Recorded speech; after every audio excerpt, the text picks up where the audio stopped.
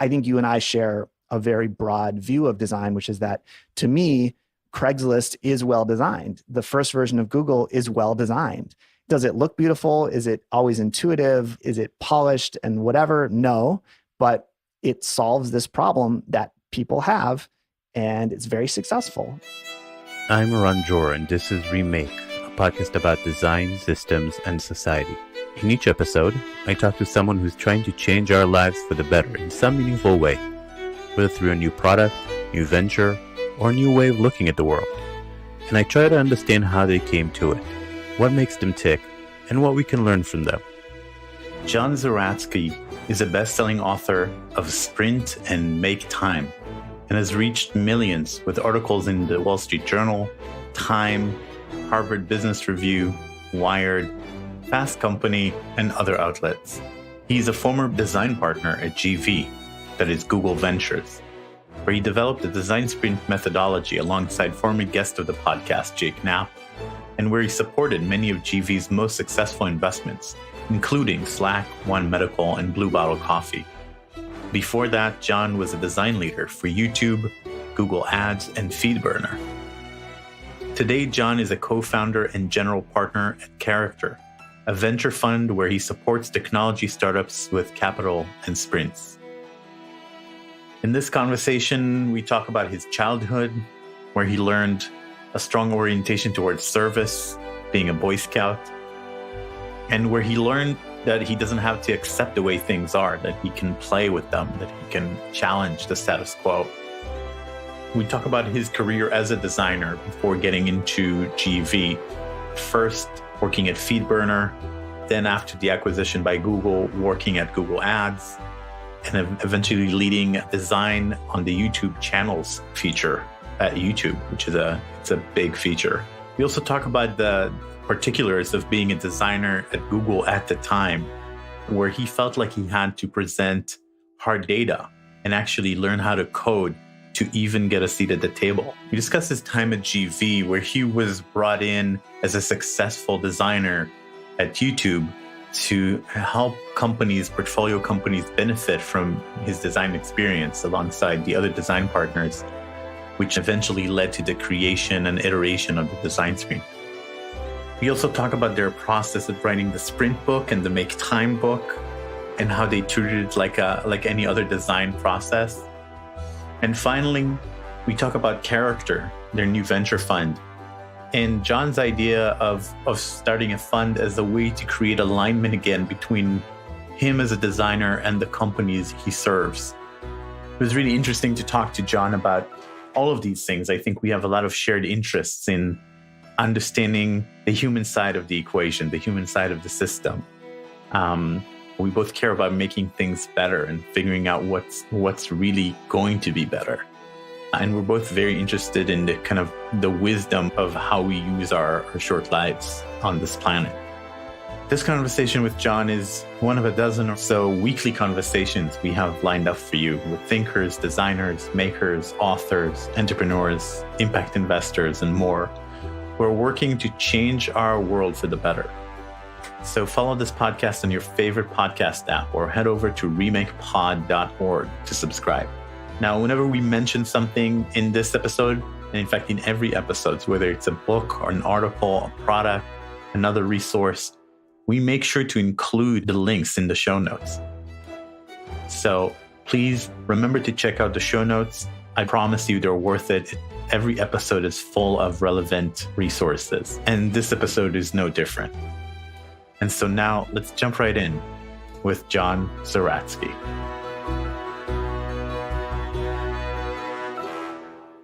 All right. I'm sitting here across the screen from John Zeratsky. John, welcome to the podcast. Thank you. Thanks for having me. And so usually these days we start with a COVID check-in. We've been doing this. I thought it would be just for a few months, but I've been doing this for a couple of years now, and it's still interesting. So I'd love to hear where in the world you were when, this came upon us. How did it affect your personal life? How did it affect your work life? What did you learn? Anything that's worth sharing about the COVID experience? Yeah, that's an interesting question. And it's something I think about a lot just because it has been such a tumultuous couple of years, but depending on how I look at it, I'm either amazed at how much has changed or amazed at how much hasn't changed for me. Because on the one hand, obviously everything's been thrown into disarray, so much uncertainty, so much fear and anxiety, and just like a whole new set of risk assessments and decisions to make. But on the other hand, like I've always been into solo work and, focus time to work and really pay attention to projects. My wife and I, before the pandemic, for a couple of years, we actually lived on a sailboat and we were traveling through Central America. So we were very comfortable living together in small spaces. And we actually moved to where I am right now, which is in Milwaukee, Wisconsin, in the US. We moved here before the pandemic. So we moved here in 2019, just as sort of a life slowdown type of move following the sailing trip that I mentioned. And since then, we know a lot of people who have relocated because of the pandemic, or maybe COVID caused them to reassess or see things differently, or realize they didn't need what they thought they needed, or they needed something they didn't have before. But for us, it was an independent move, but one that we have been very happy about, because Milwaukee is a nice city. It's a city, but it's not quite as dense. It's not quite as difficult. And the sort of like the two sides of the coin with how Milwaukee and Wisconsin have reacted to the pandemic, on the one hand, have been lackluster in terms of staying on top of it. But on the other hand, at times it's been nice to not have really extreme restrictions or lockdowns. So we've been able to make our own decisions about how much risk we want to take on and what sorts of activities that we want to do. Really, the big thing is that it just created a lot of space, a lot of workspace to initially explore some projects that were related to Make Time and to Sprint, and then eventually made it, I think, not easier, but more possible to start Character, which is the new VC firm. Because I think if the pandemic hadn't happened, I probably just would have continued to put one foot in front of the other and keep doing what I had been doing, which was speaking and training and advising and consulting. And having that forced slowdown gave me a chance to reconsider, and then a whole bunch of time to work on stuff. So, always difficult to look back and say what would have happened differently. But I do think it was a pivotal moment for some of the decisions I was making about what I wanted to work on and focus on. Yeah, no, I've experienced similar things. Like, so this podcast was a dream for a long time, and I had a couple of episodes even recorded, but it was like, kind of a dream. And then COVID came and a bunch of sprints canceled. And I suddenly found myself with nothing but time, and I doubled down on the podcast, and I'm so happy I did. And it's a part that I would never consider giving up. And also, one thing that I heard that I really vibe with is the culture of the place really affecting the experience of COVID. And one thing that I feel very fortunate about being in Israel most of this time is they seem in the right middle ground where they are careful. So when the government asks for vaccines and masks, then the vast majority of people would do it.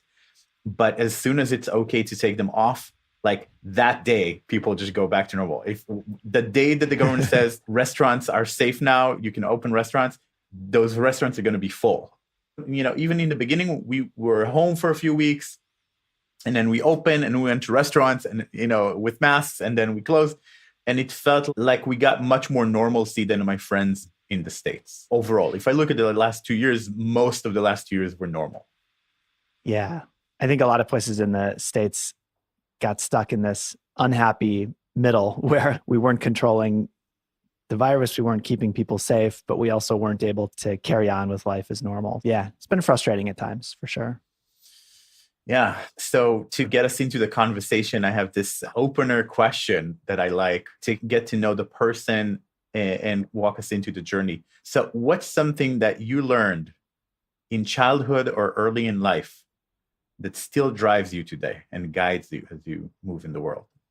That's such a good question. And there's a lot of things that are coming to mind. So I'll give you a few. I think one is probably fairly obvious and pretty common that you hear from people who are makers or engineers or designers or whatever. And that's basically just, I learned at an early age. In fact, I don't even remember learning it, but I grew up with an understanding that you didn't have to just accept things the way that they were, whether it was a physical thing that you could tinker with, a change or whatever, or it was a process or a rule or something. Like I just always had this understanding that my parents gave me, which was that like you can play, like the world, like in the world, you can make changes, you can create things, you can design things, you can change things. But I think that tendency could have some negative effects if it hadn't been tempered by a couple of other things that I remember learning. One was a strong orientation toward service. And I don't mean that in like a volunteering, nonprofits. That's obviously important, but I just mean the basic idea that it's important to do work that is in service of others, that truly you're doing it to create value for other people. And that might be in a commercial sense, and that's totally fine. It may not be, but like my family owned a business and I was in Boy Scouts, which like they make you do all these like service projects and do things to help other people. And that was something that was really important for me. And then the final thing is there was a period when I was like in middle school where I like got into some trouble. I like just went through a little period where I was misbehaving, and I think I got caught shoplifting and like some other stuff like that. And I remember that the thing that really hit me and caused me to change my behavior was my dad. So we lived in a small town. We grew up in this really small town in Wisconsin.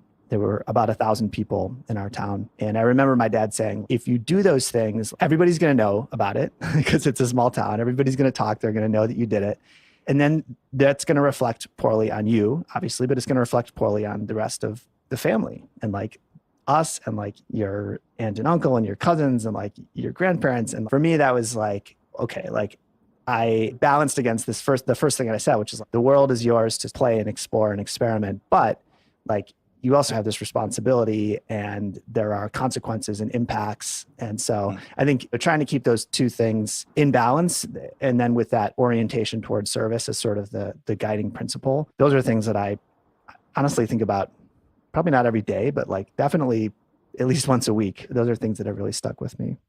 Yeah. In the business world, that happens a lot, where I find, especially in consulting, and in kind of the agency world, conflicts of interests are so common and they're so easy to get into. And you don't even have to mean anything bad. You just have to be not very mindful for a second. And suddenly you got yourself in a position where your interests are really not aligned with your customers. And so very early on, for instance, we decided not to take a cut for referring someone either to an investor or to another service provider. So if we're recommending someone as a service provider, there's never a deal or any sort of kickback, because it's just impossible to be impartial and aligned in that situation. And I think the business world is fraught with these moments, right? If you don't think about them.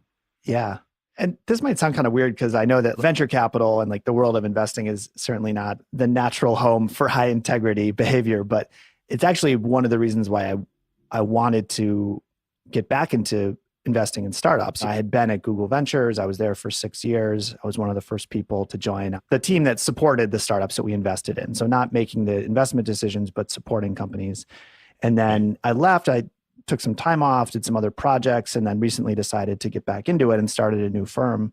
But one of the reasons I wanted to do it was because of alignment and because of incentives. And when I was working as a consultant, it was difficult for us to align incentives, particularly around the scoping and sizing and selling of projects. Because of course, my incentive is to have large projects and charge a lot of money. And oftentimes that meant working with big companies where maybe the impact I could have was not as great. But sometimes the right answer is to do less work, like to say, it's better for you if you just if you go on your own and we don't do this thing. And I personally enjoyed working with startups, and startups don't always have the cash to pay for somebody who's a consultant. And so one thing I had seen at Google Ventures is that even though, again, there's certainly some unscrupulous behavior in the world of venture, like at its core, like you do have this great alignment of once we make an investment, we make a deal, anything that I do that helps that company be more successful and be more valuable is good for everybody. And even if the right thing to do is nothing, I still have the incentive to hopefully do that right thing. Yeah. No, I hear that. I feel like the alignment as an agency. So sprints actually, because I worked at startups first as a product person and designer. Yeah. And then I joined an agency, which wasn't mine. And I saw sprints as a way to create better alignment because you were giving the person your whole self for a period of time, and you're guaranteeing learning, and you're going to do whatever it takes to figure out a solution and validate it. So it's entirely reality oriented. And then what we found is the misalignment happens at the end. So after a sprint, there's always a little bit more work to do or walking through. And we don't want to work hourly. Hourly doesn't make sense for us. And they don't want to buy another sprint if they're a small startup. And here is, I wish there was this better model, which I think, of course, if as an investor, it's there. You just help as much as you can. But as an agency, I almost have to invent equity models or something to keep us aligned after a sprint. So it's really interesting. Let's get back into your story. And I read that you're into computers from a young age as well. So you read Wired magazine. And so, yeah, how did you get sucked into computers? How did that kind of evolve through your studies ultimately to working in tech? Sure. I got into computers through a very unlikely source, which was my grandfather, my grandpa Gibb. I mentioned that my family owned a business. He and his brother, my great uncle, they were the primary owners of the business when my grandpa was still alive. And he was just, he was a businessman, but he was really interested in a lot of things. He was always reading books about different topics. He was always trying to learn things and study things. And just for context, I was born in 1983, and he always had computers. And my dad has actually talked about some of the early computer kits that he bought. And I guess that would put it like in the late 70s, probably around the time of the Apple I and like those types of early computers. And so I don't know where the original like spark came from for him, but he was just always interested in computers. And so when I got to a certain age, he would show me things, or he gave us like one of his computer that he wasn't using anymore. The first computer that I remember was a Mac SE30 that he gave us. So that was probably like in the late 80s or early 90s. And so, yeah, he introduced me to it. And it was interesting because probably until I was like 16 or 17, like my grandpa always knew more about computers than I did. So if I was trying to learn something, I would ask him like, hey, how should I do this? Like, how does this work? And then there was like a crossover point where then I knew more than him. And so I remember that very distinctively because I remember there was a period of time when I hadn't really realized that had happened, but I would continue to ask him, hey, grandpa, what about this? He'd be like, I don't know. I think you know more than I do now. So I just ran with that. Maybe I was like lazy, but I didn't dive deeply into coding. Like I've done some coding. Like I used to do a lot of front-end development and web development stuff, but like never really learned how to like do system architecture, write back-end code. So I wasn't like one of those stereotypical tech nerd kids who was like coding from a young age, but I was just always interested in the ability to make things with the computer. And that was making things in HyperCard and desktop publishing and even just writing and being able to print stuff and then like writing HTML and making early web pages. And so that just continued to build and develop until I got to college. And so the business that my family was a manufacturing business. And so because of that, I think they encouraged me to study engineering in school. So I got to the University of Wisconsin, went into engineering, and just found that the way that it was taught was just so boring. I just like, it just wasn't for me. And so I was like, I'm just going to keep messing around with this like design stuff. At some point I realized that there was this thing called design, that like graphic design or web design, or they had all these funny words for it back then, interactive design or like multimedia design. But I like, through reading Wired and through other things like that, I'd figured out that there was something there. So I started dabbling in that and eventually found a professor at University of Wisconsin, and she had a grad student, PhD student. Their research project was related to blogs, like the first blogs. So this was like it was like 2001, 2002 probably. And so I just like latched onto them, and they taught me about like CSS. And I think those were probably the days of BB Edit and movable type and, the first versions of WordPress that were like totally like just an open source project. And yeah, the next sort of big move was deciding to try to make websites on my own. And I eventually started a little business. I created websites for clients. This was still when I was in college. In those days, they were very simple, like brochureware type websites. And so I remember when I was graduating from college, I was like, well, I'll just apply to agencies, like ad agencies, creative marketing agencies, and get a job making websites. And so I applied for, I don't know how many of those, but a whole bunch of them. Didn't get any of them, like didn't even really get any interviews. I don't know why, but maybe because I didn't go to art school or I didn't have like, my portfolio wasn't like, it was like very functional. I've never been like a super skilled like graphic designer or visual designer. But anyway, I didn't get those jobs. And on a whim, somebody suggested that I apply. There's actually somebody who posted a comment on my blog. So I had posted on my blog that I was looking for jobs. I was going to be moving to Chicago from Wisconsin. And somebody posted a comment. They're like, hey, have you heard of this company, this tech startup called FeedBurner? They're in Chicago. They're pretty cool. It was the only like tech company I applied for. Again, it was all these like ad agencies. Then I applied to this one tech company, got the job. And so that was how I accidentally ended up in the tech world. There was a different path, a different fork in the road where I could have ended up in the world of marketing agencies or even media. This weird thing happened and ended up working for a tech startup and, acquired by Google. And we can talk about that story if you want. But that was like the moment that caused me to accidentally find myself working in the tech world. Yeah, and I remember FeedBurner because I was a tech journalist at the time, and I was assigned by my editor-in-chief to look at this RSS thing that was, new. And so I was looking at, and I think FeedBurner was definitely one of the solutions that we're looking at.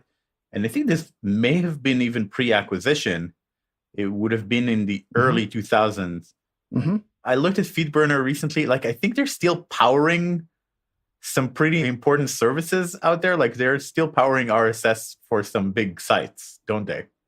Yeah, definitely. And RSS, like, nobody thinks about it or talks about it, but it is still part of the plumbing for a lot of the web. And this is years and years ago, but I remember before I left Google, every once in a while, we would get a report about here's what's going on with FeedBurner these days. And it was like, the numbers were just bonkers. It was like hundreds of thousands or millions of requests per second for the feeds that were still hosted on FeedBurner, part of Google.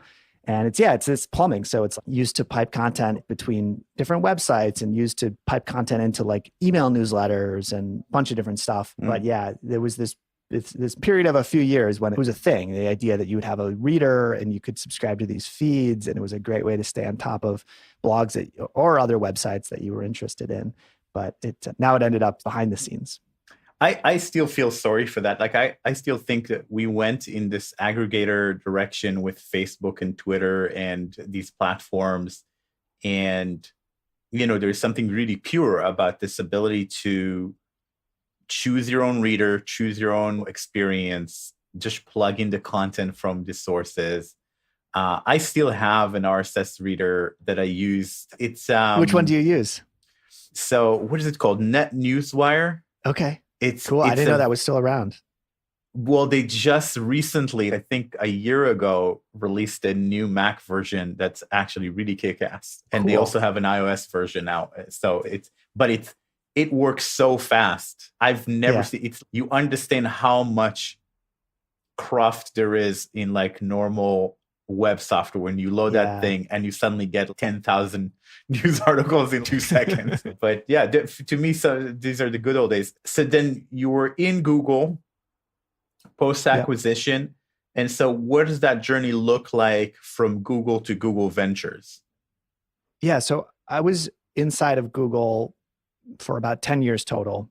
The way the acquisitions work at Google, I don't know if this is still the case, but at the time, is there's usually like a team or a department that says, we want to acquire this company. And then they loop in like the M&A, the mergers and acquisitions department to help them assess it as a good value.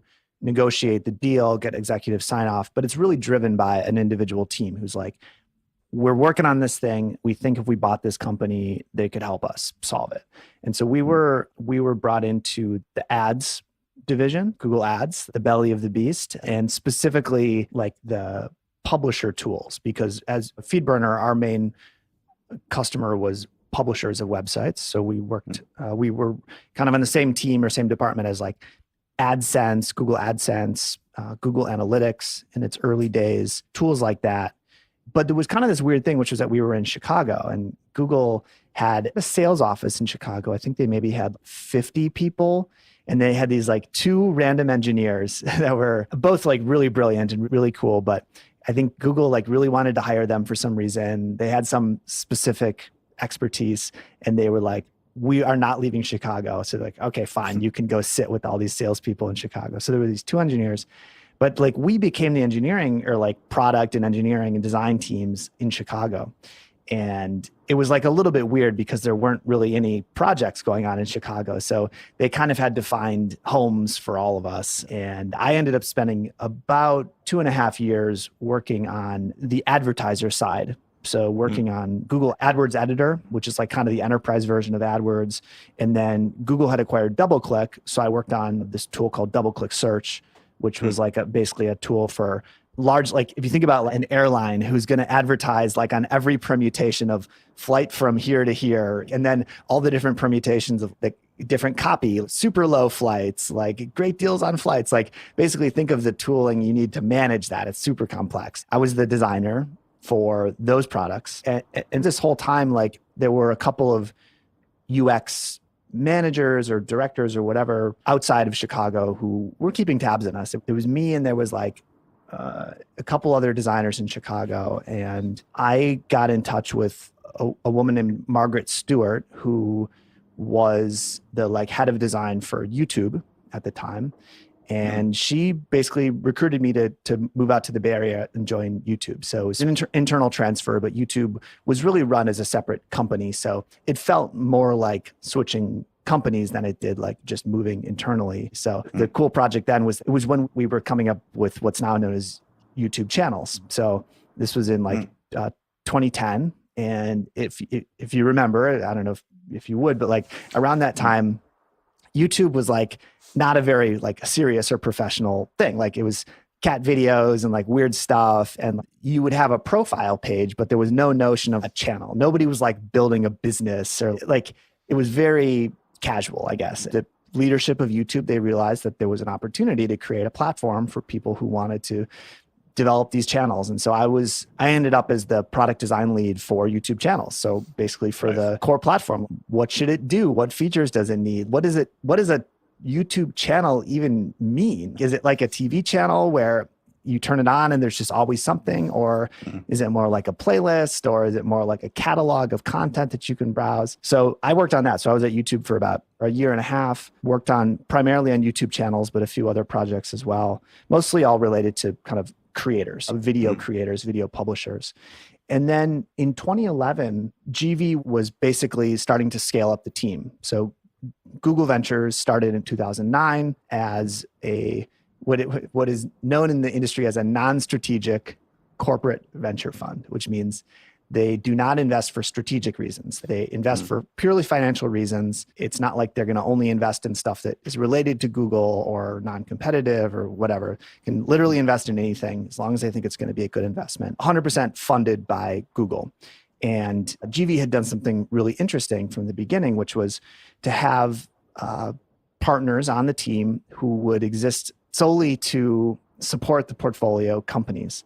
And they did it in a very googly way, which was to take designers and engineers and marketers and people who had worked on really successful Google projects and then make them available to the companies that they were investing in. And so they had hired Braden Kowitz, who was the first design partner at GV. So he was the first person in my role.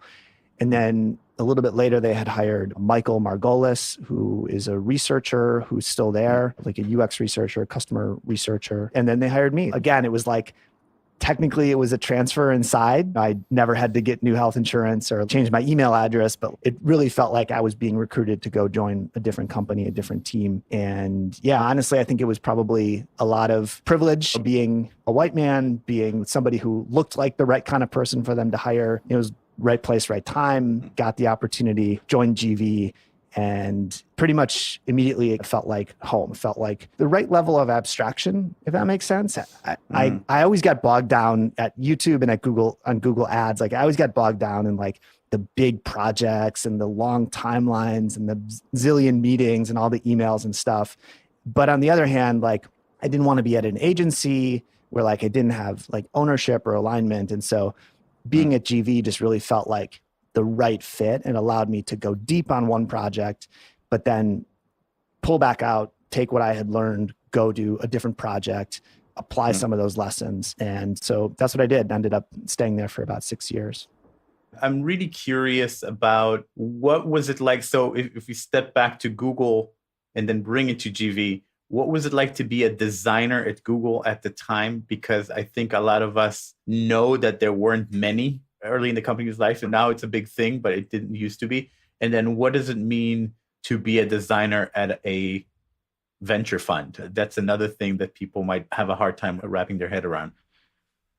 Yeah, both experiences were unusual, even by the standards of the time, you know, not to mention by today's standards of what it means to be a designer in the tech industry. And I think both of them gave me a really unique and principled understanding of design, of the value of design, the purpose of design, but for different reasons. So at Google, yeah, you're right. There were not very many designers. There were fewer than 200 designers when I joined, which sounds like a lot of designers, but I think there were 7,000 employees at Google at that time. Okay. So 200 out of 7,000, and Google was already the most popular website in the world. Gmail had launched, like, you know, this was a major company already by 2007. And there were only fewer than 200 designers. And I sometimes joke that I snuck in the back door at Google because we got acquired. But at the time, even designers, like you had to have a computer science degree. You had to have, if you didn't, you had to have a master's in HCI or some like really formal, like really intense thing.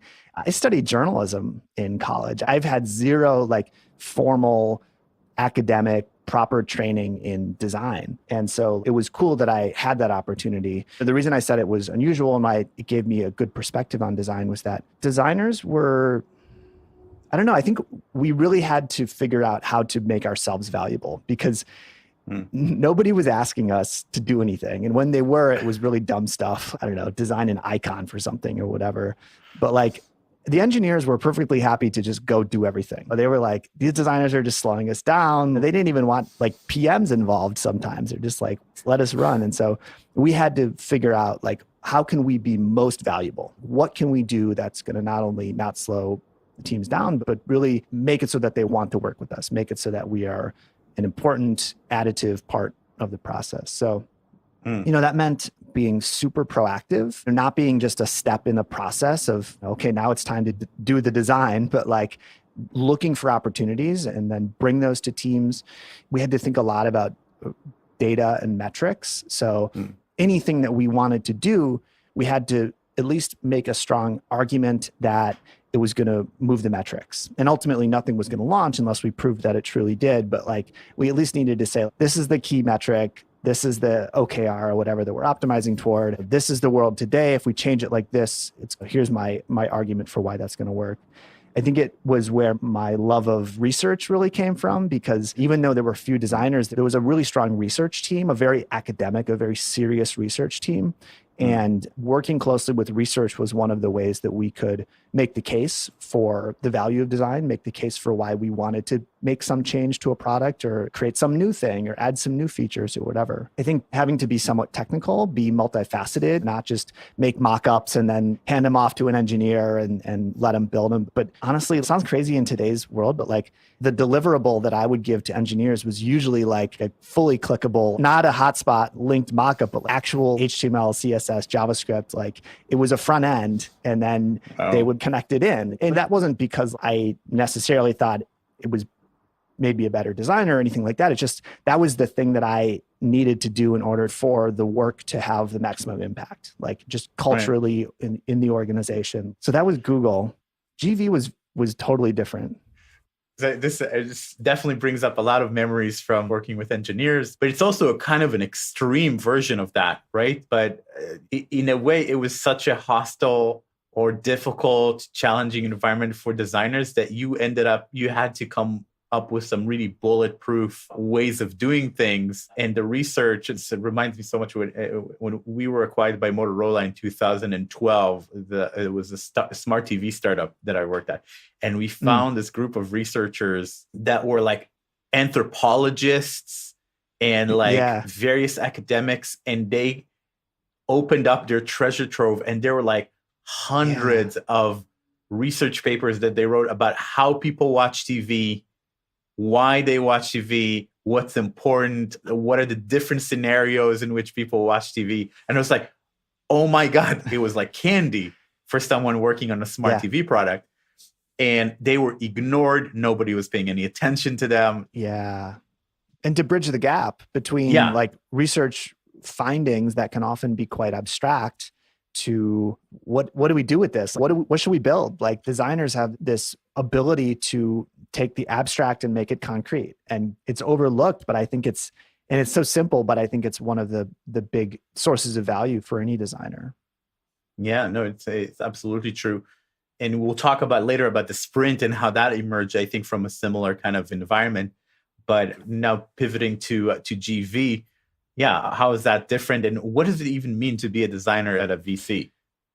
Yeah. So at the time, nobody knew what it meant because we were the first firm that was doing it. And so I cannot overstate like how much Braden and Michael did to pave the path for that and figure out what should that role be. And honestly, the leadership of GV at the time, Bill Maris, Joe Kraus, who really believed in this idea of having designers, but nobody really knew what it meant. And basically what it means is like you become a resource to the portfolio companies. So the reason this is important is, for one, obviously you want your companies that you invest in to be as successful as possible. And if you believe that design is an important part of building a successful business, whatever kind of business, then if you can offer design support to a company, then you've increased your chances of success. That's great. Makes sense. There's a second order benefit that took me a while to understand, but is actually much, much more important, which is that venture capital is a weird business where the bottom 99% of the companies that raise money, basically they just need to raise money from wherever they can. Like they got to pay the bills. They got to keep the lights on. It's this existential question of, are we going to be able to raise money to fund the business to continue to operate and grow? The top 1%, the dynamic completely flips. It completely inverts, where they have way more investors who want to give them money than they need. So for that top 1%, the investors are truly competing for the ability to put money into that company.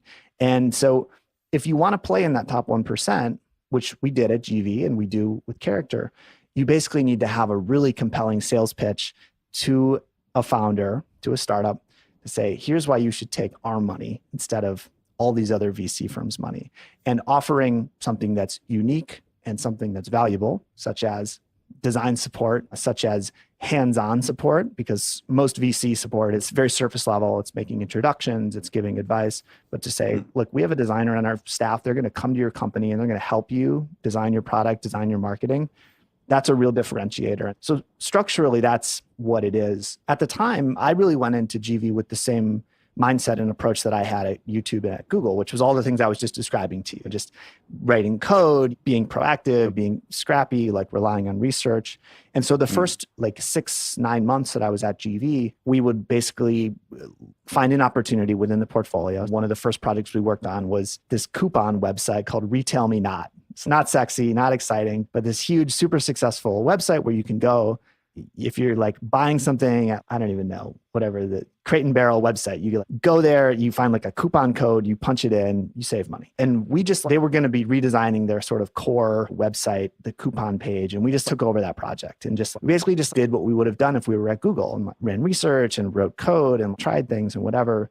But we could see right away, there was no way it was going to scale. That was what eventually led us to develop the design sprint, to bring Jake onto the team, all those things. But that was kind of the initial approach. We're going to just literally do what we did at Google, but we're going to do it for your company. And then realizing really quickly that if you want to do that within a VC firm in a scalable way, in a repeatable way, you need to really think about the engagement model. You almost have to think like an agency and think, what's the client experience? What's the client service that we're providing? Yeah, that makes a lot of sense. And because you didn't just run post-investment, right? Was it also on the way to investment?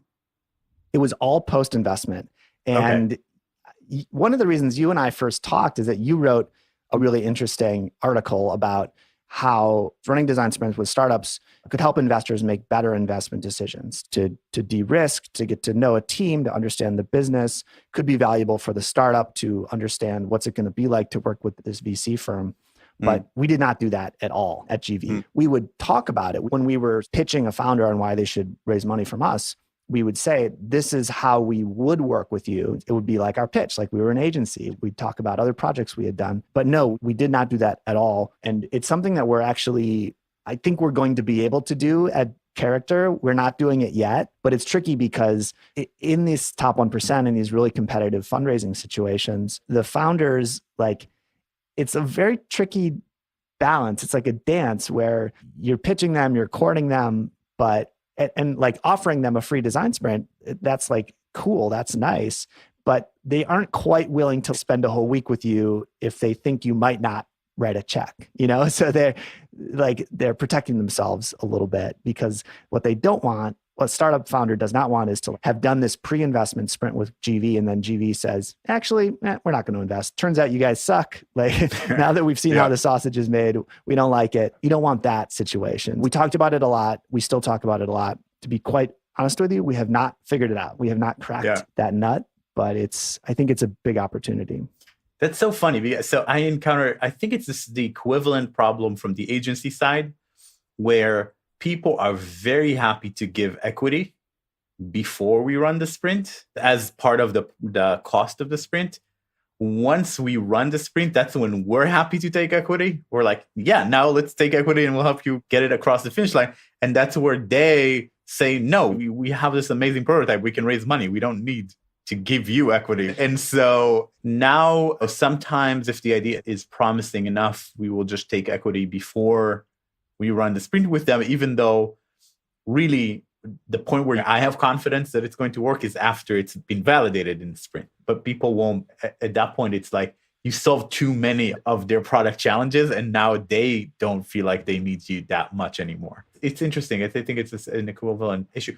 But it sounds like you were a separate team from the kind of investment decision team. At the same time, was there some sort of feedback, some sort of involvement with investment decisions? Yeah, definitely. So we weren't going out and meeting with a zillion entrepreneurs and deciding who to invest in. But when a startup got to the point of doing a proper pitch to GV, picture the big conference room with a table and everybody gathered around and PowerPoint, here's my pitch. When it got to that point, anybody from any of the teams was encouraged to attend.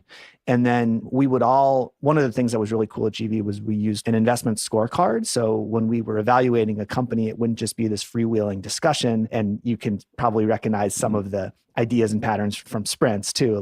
The decision-making process was very structured. So even for somebody like me who wasn't officially an investor, I got to fill out that scorecard. I got to weigh in. So we participated in that. There was a weekly internal meeting for the whole firm, for everybody at GV. And then every quarter, I think it was quarterly, there was a portfolio review where we would basically go through every single company and just talk about how things are going. What's going well? What are the challenges? What do we need to help them with, et cetera. And we would be quite involved in those. So like that was sort of like keeping tabs on the companies that we had already invested in. We might say, hey, we ran a sprint with this company. We had these questions. Here's what we learned. This thing's going really well, but it turns out we found this new issue. And then the investor who's in the room, who's maybe sitting on the board of that company, they'd say, oh, wow, that's really interesting. I'm so glad that I know that. Then they could go back to the founder or the CEO at their next meeting and say, hey, I heard about this thing you guys found out during the design sprint. I want to make sure you guys are on top of it, whatever. So there definitely was a feedback loop between the investing team and then all of the sort of portfolio support teams. Yeah. Interesting. It feels like it's becoming more of a thing. I keep reading about design partners, whether in the Valley or even here in Israel. More funds are interested in that. I have friends who are now getting offers from VCs. So Cool. It seems like there's something that's happening. And I do think it all started with GV, and it should have been obvious. I always say design is the arm of the company that's in charge of product market fit.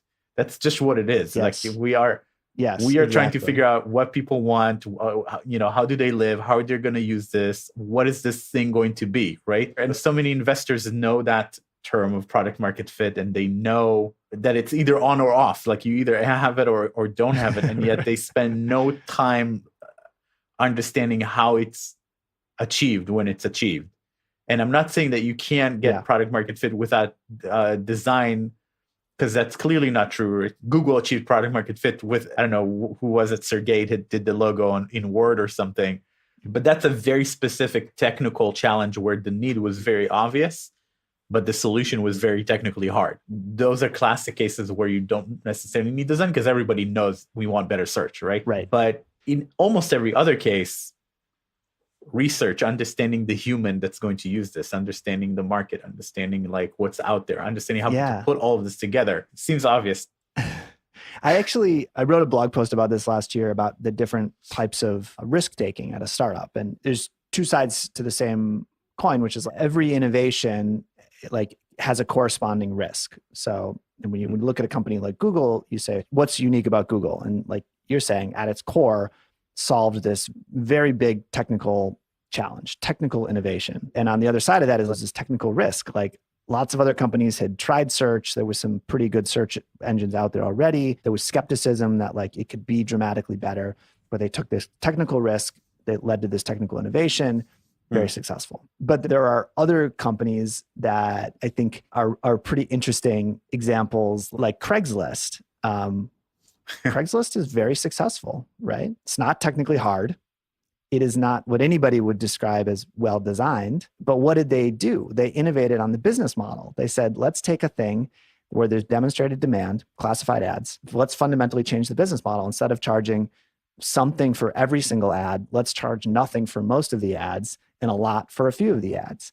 And it worked really well. So those, I think, both technical risk and business model risk, or technical innovation, business model innovation, clearly exist outside of what we would all think of as like where design matters. But I think you and I share a very broad view of design, which is that to me, Craigslist is well designed. The first version of Google is well designed. Does it look beautiful? Is it always intuitive? Is it polished and whatever? No, but it solves this problem that people have, and it's very successful. And so to me, Sergey, Larry, like they were designers. They designed Google. Craig, is it Newmark? Like he designed Craigslist. Like he solved a problem. I think at some point, if you zoom out too far, then like design is everything, which also means design is nothing. But I do think it's helpful to like take this broader view and think about what's the problem we're trying to solve and what are the paths that we're following to look for solutions to that problem.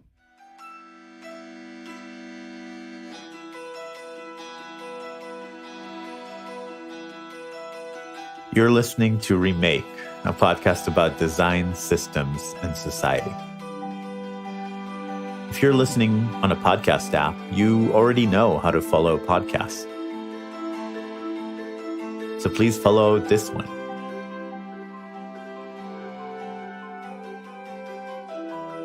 If you're listening in a browser, just go to remakepod.org to find links to all the major podcast players where you can follow our show.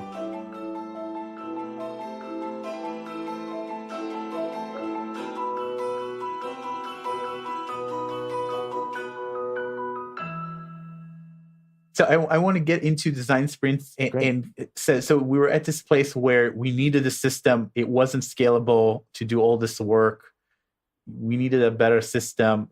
Jake was doing already his early design sprint work at Google. How did that come about? And I'm really interested in kind of the evolution of the sprint, just a process I really believe in. Right. So it was late 2011, early 2012, and Braden and Michael had been at GV for 1.5, 2 years. I'd been at GV for like almost a year at that point. And it was quite obvious like what the problem was, which was we know we can help our portfolio companies, but like you said, we don't know how to scale it. And the current model is not scalable. And we all knew Jake to varying degrees, and we knew about the design sprints he was running. And Jake has written about this in the book and talked about this, but like his early design sprints at Google were basically like a brainstorming workshop with like a hackathon. So, it was like, come up with some ideas, pick out a cool one and try to build it. But he had actually created a job for himself going around Google, going to different teams and running these early sprints with them. And he had worked with Gmail, of course, because he was on that team. He worked with Google Chrome when it was new. Google Meet was actually invented in a design sprint. So like the first prototype of Google Meet came out of a design sprint. I know he worked with X. And so there was sort of like, from talking to him and learning about this, we were like, okay, this model could make sense for us. And I think he came over to GV initially like in sort of a trial capacity. I don't know exactly how it was set up, but he would come and we would run some sprints together and see how it went. And the first sprint that we ran together was with a company called Rocket Lawyer. And this is a far less successful competitor to LegalZoom. So it's basically the idea is like the vast majority of things that you need a lawyer for, you don't actually need a lawyer. You can use a template and use some software to fill out the docs and like whatever. So Rocket Lawyer did that. And I don't even remember what problems we were trying to solve, but like we ran this design sprint and it was like weeks. Like it was not the 5 days. We kept like showing up at their office and coming back. And it had all the building blocks of the sprint process today, but they were just jumbled together. Like we would do sketching. We would draw stuff on the whiteboard. We would prototype things and test things. And I think we went through a few cycles. Like I remember we ran multiple tests of different concepts, but we did that and we're like, okay, it was messy, but it was pretty good. And the team was like, wow, we got more done with you guys in like however many, 2, 3, 4 weeks than we normally would have in months and months. Jake ran another sprint with a GV portfolio company called Custom Made, which is this really cool, I don't even know if it still exists, but it was this really cool business. It's sort of like a on-demand Etsy or like a custom Etsy. Like you could find like a maker, like a craftsperson and hire them to make you something like custom table or whatever. I know that he went to Boston and ran a sprint with them. I wasn't in that one. But basically the first few sprints that we did, they did not resemble the sprints that we know today, but they contained all those same elements. And I think more importantly, they contained the core philosophy of focused, structured time as a team to try to come together and solve the most critical issues, the most important questions that a company is facing. And I think also like really significantly, they all included research. But sometimes I joke that like design sprints are just this like elaborate trick to get companies to run research. Because I think research is so valuable. Yeah. Like you were saying about your example at Motorola, but like a lot of people don't want to do it, like, or they don't think it's valuable, or they don't believe in it or whatever. They think they know enough. Like I think the fundamental thing is they think they know enough.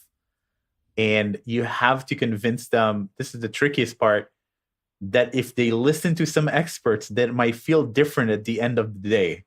And in fact, they always will feel different after talking to a few experts.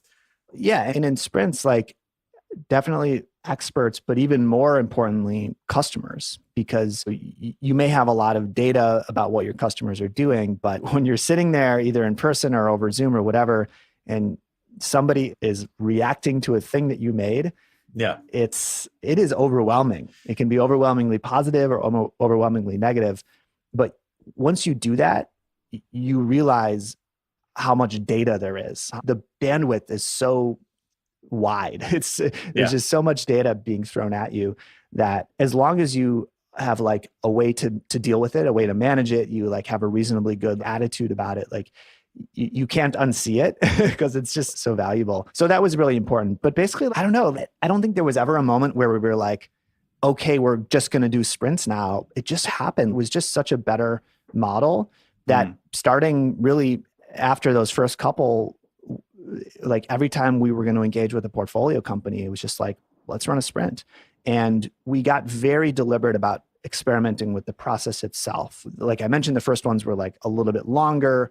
We would try really short sprints. We tried splitting the sprint over 2 weeks. I think we called it a 3-and-3 sprint. So it was 3 days one week, 3 days the next week.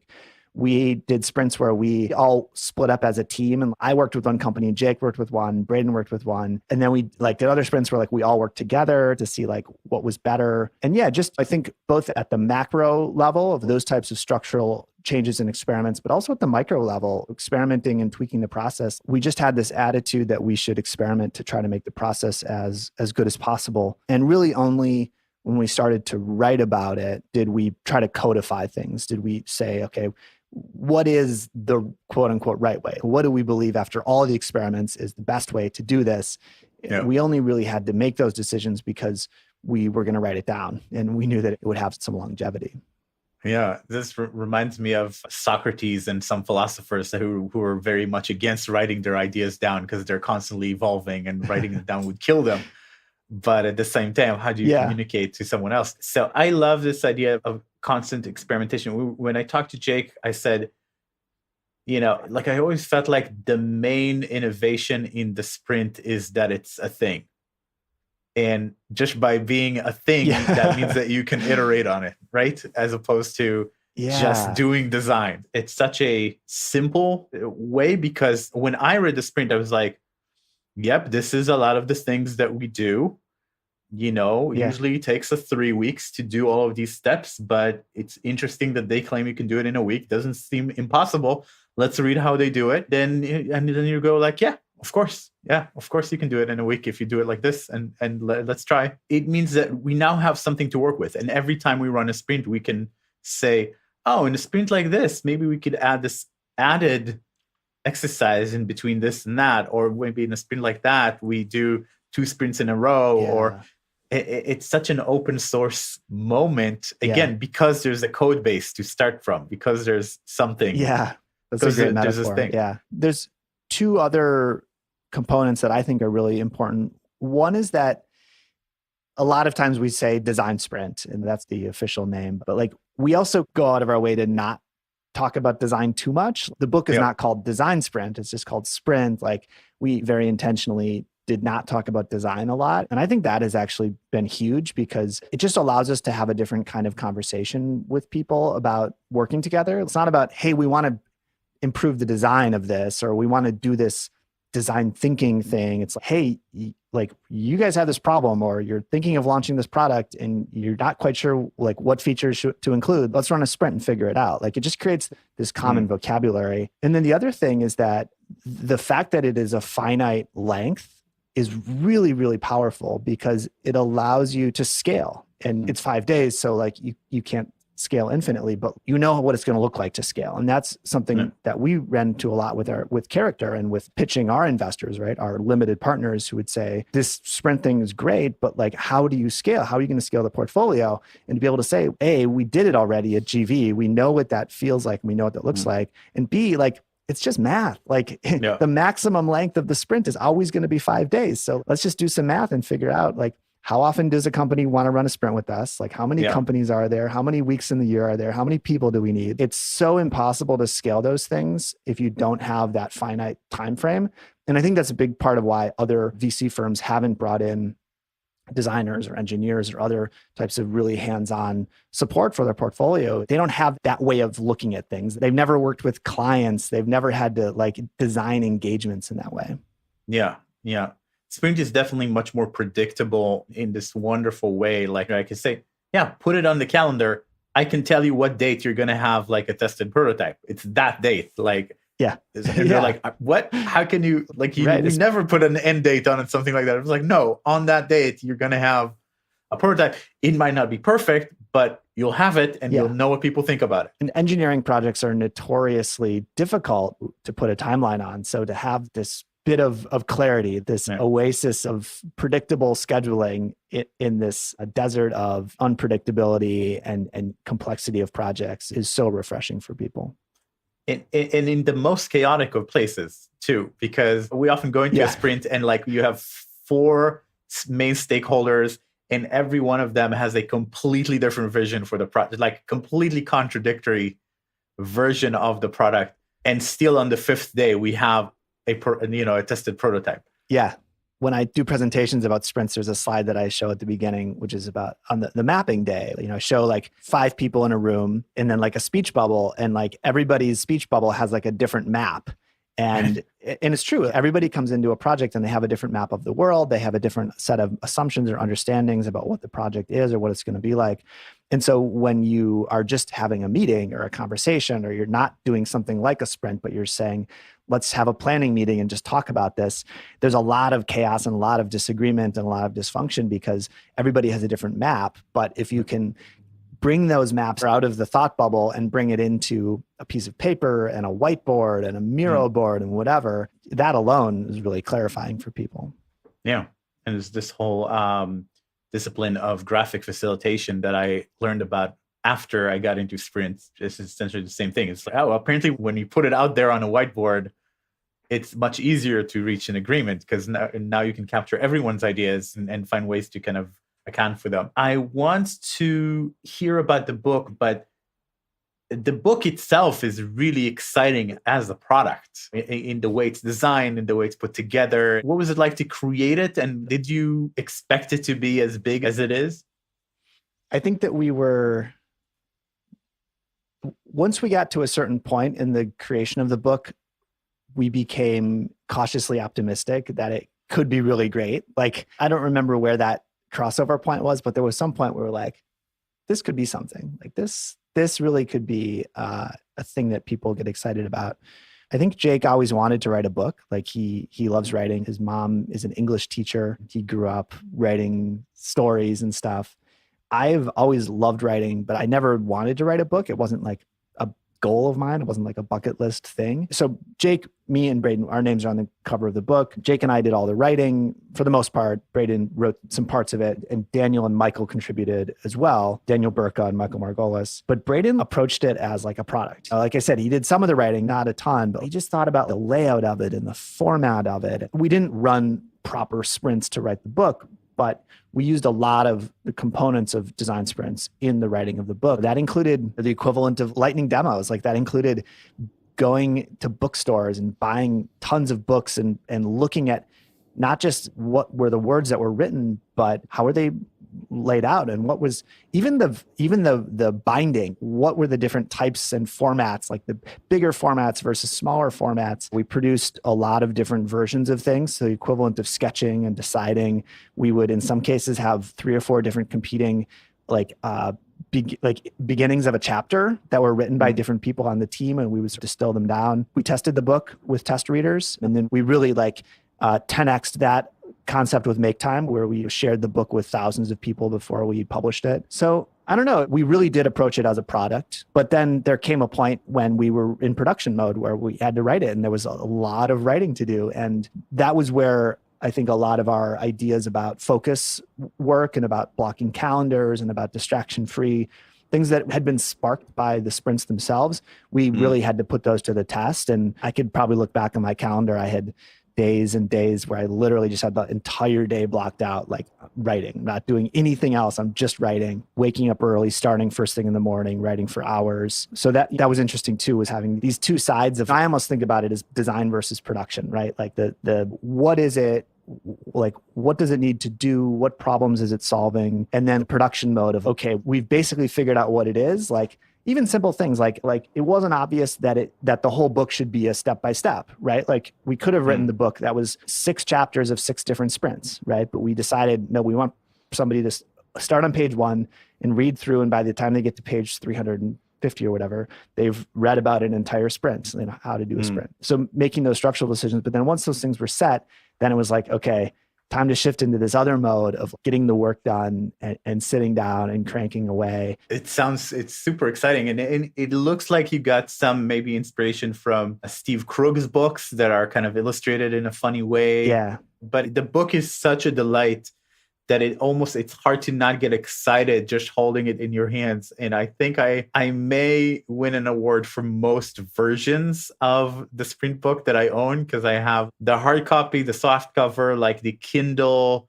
I think I may have a PDF. I definitely have the iBooks version, just for like different, because I need it all on all my devices. But yeah, it's just a really fun book to open. It always brings a smile to my face. So there's two other big topics that we need to cover. One is the book Make Time, and then I think finally Character is a new venture fund that you started. I'd love to hear about your experience writing. The full title is Make Time, How to Focus on What Matters Every Day. I don't know if you can see it behind me, but it's on my shelf. I spotted that.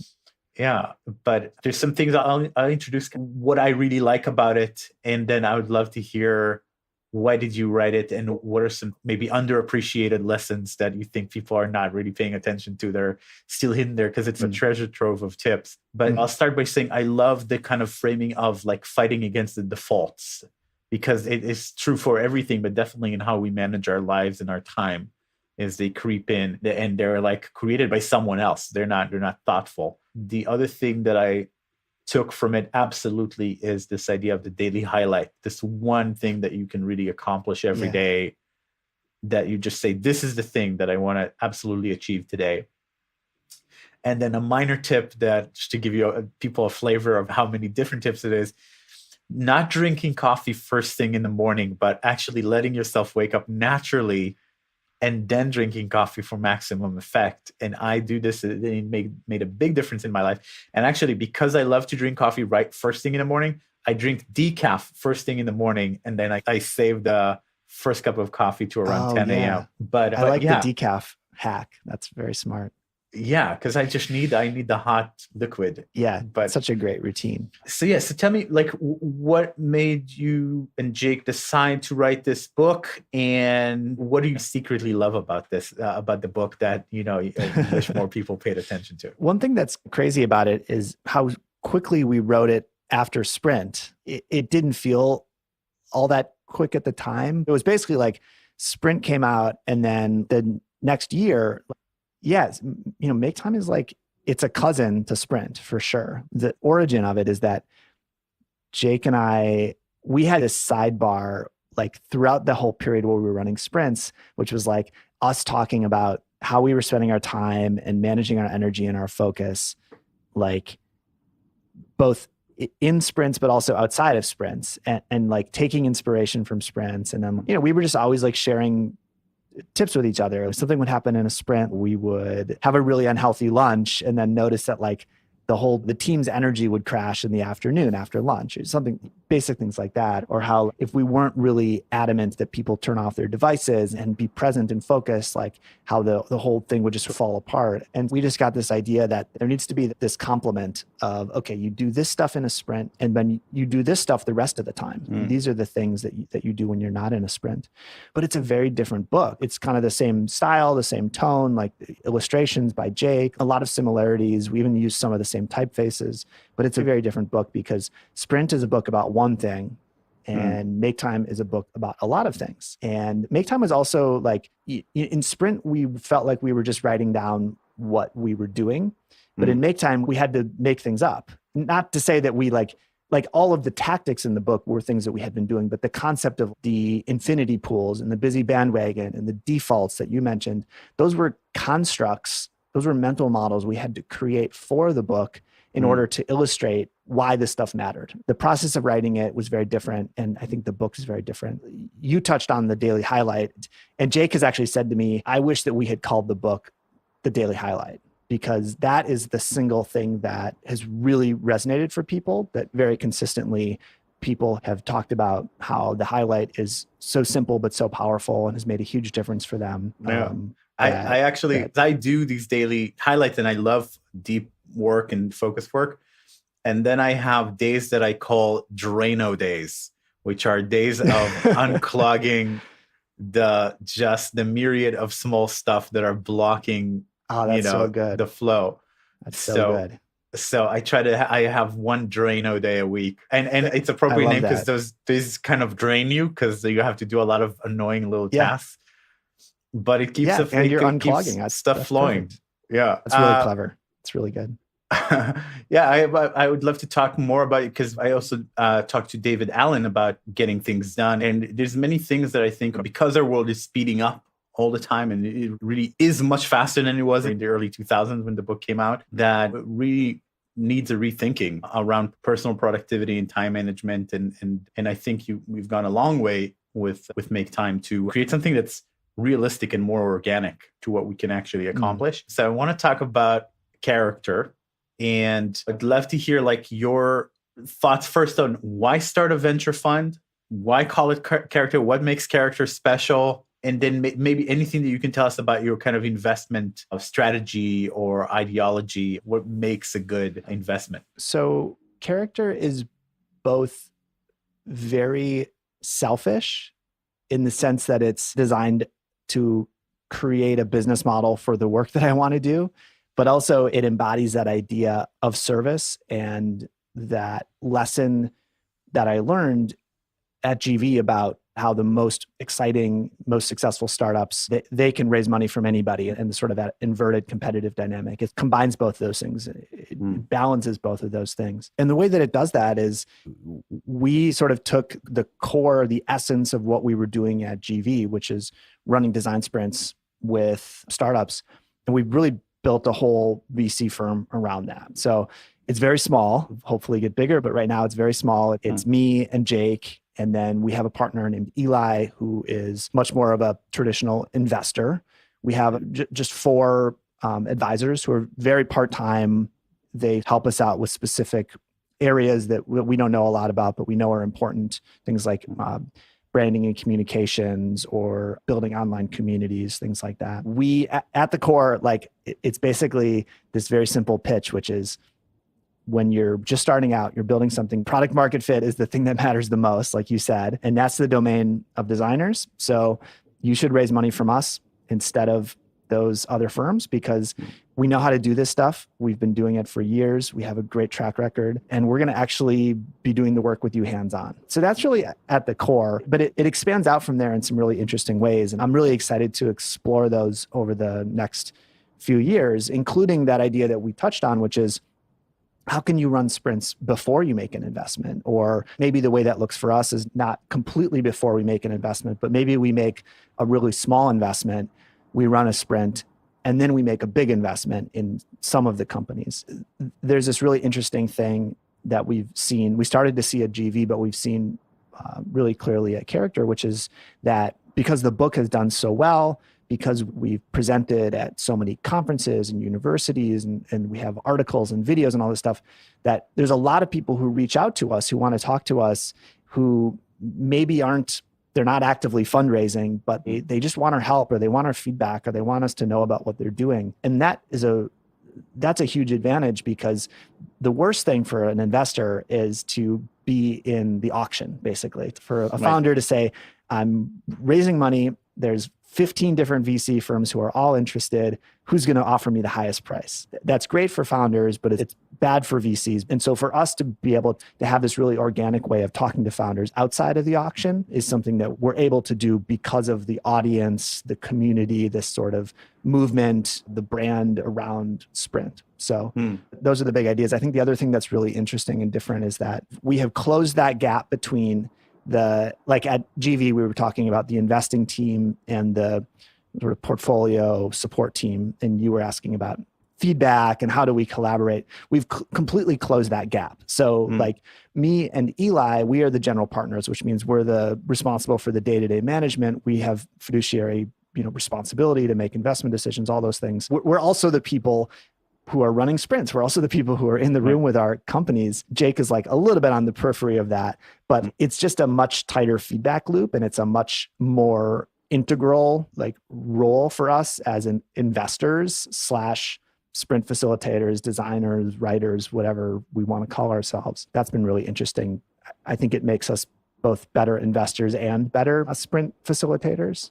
And yeah, we have a pretty broad sort of investment approach. Basically, if a company is just about the technology, or in the case of, we talked about Craigslist, like just about the business model, we probably aren't going to be able to move the needle on their success. They'll be successful whether or not we run sprints with them.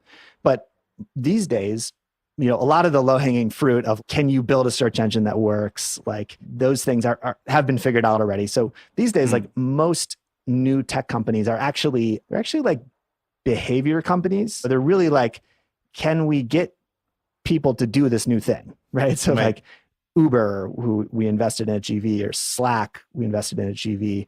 These companies, in order for them to be successful, they have to get their customers to do a new thing. They already have the motivation. People already need rides. People already want to stay in touch with their coworkers. But what they're betting on is not like this, amazing new technology. They're betting on like basically being able to design a product that shifts behavior in a way that helps customers reach whatever goal they have. And so that's kind of our lens. What is the behavior shift that this company is trying to create? And do we like the world that leads to? Because we have the luxury of not investing in things where we think that they're trying to create a world that we don't want to be a part of. But more importantly, I think, can we help them make that shift? I think of this as the design of human systems as opposed to design of technological systems. Is if you need the human to be, if the human is a critical component of the system that you're trying to build, then design becomes super important, right? So if you're building a dating app, you can't not have great design. If you're building social media or a meditation app or whatever, you have to have the human like it. So I have a final question. I know we're almost out of time. So in his TED Talk, Alain de Botton talks about the difference between a lecture and a sermon. A lecture being a modern day dry, hey, we'll give you a little bit of information and you make up your mind. And a sermon is more of an urgent plea for someone to examine and change their life in some way and really improve their lives in some way. This is my closing question for every guest is if you had a chance to give a short sermon for something or someone, it could be a business, it could be a startup, you decide who you want to talk to. It could really change their lives, something that you feel very passionately about. What would it be? What would be your sermon? I think it's probably the sermon that I've been giving or attempting to give for the last, 5 years, which is time is the most valuable resource that we have because it's the only thing we can't get more of. And so the most important decisions that we make are what we spend our time on. And the world is not set up to make that easy. It's not set up to optimize for the things that matter to us as individuals, because how could it, right? We're all different. We all want different things, but it's important to figure that out. And it's possible if you understand that there are defaults that control a lot of what we do and that the defaults can be changed, that they can be redesigned. And so whether that's running a sprint, whether that's choosing to raise money for a new company. So you've bought yourself time to work on something that's new, whether it's structuring your day in a certain way, setting a daily highlight, removing email from your phone, big, little, whatever. I think the key message is that you owe it to yourself to find ways to sort of design your life and design your time so that you can focus on the things that matter most. Thank you, John. I really appreciate your time today. Thank you. I really appreciate you having me. This is great. All right, that's it for today. If you enjoyed the podcast and would like to support it, please consider writing a 5-star review in Apple's podcast app or wherever you're listening. It helps many more people discover the podcast and also makes us feel good. Current support for the podcast comes from my own design company, Remake Labs. We run design sprints all over the world, and our goal is to improve outcomes, whether in business or various organizations, through repeated and rapid design interventions. Now, until next time, be well, everyone. See you next week on Remake.